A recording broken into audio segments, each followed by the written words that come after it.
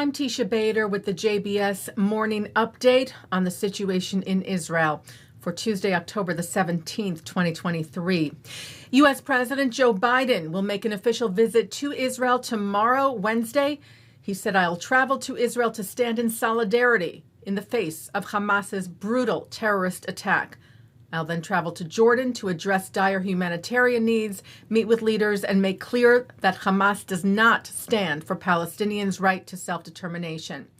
The Times of Israel cited U.S. Secretary of State Antony Blinken telling the press in Tel Aviv of Biden's visit, "He's coming here at a critical moment for Israel, for the region, and for the world." Biden is expected to meet with Israeli Prime Minister Benjamin Netanyahu and Israel's President Isaac Herzog, as well as with some of the families of the hostages and the missing.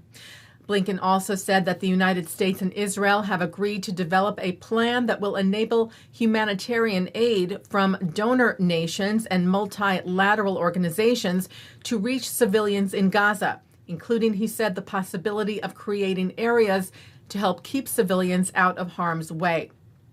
Meanwhile, rockets from Gaza continue to be fired at southern Israel today, with sirens also sounding in central Israel. The IDF continues its airstrikes on terror targets in Gaza. Rockets were also fired at northern Israel today from Lebanon, and the IDF said an anti-tank missile was fired from Lebanon toward northern Israel earlier today.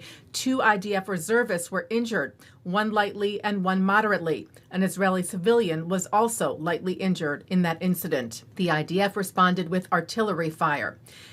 The IDF said it also thwarted an attempted infiltration by a terrorist cell from Lebanon, the IDF killing 4 terrorists in that incident. German Chancellor Olaf Scholz arrived in Israel today and will meet with Netanyahu and Herzog and others, writing, "My visit to Israel is a visit to friends. Germany stands firmly by Israel's side."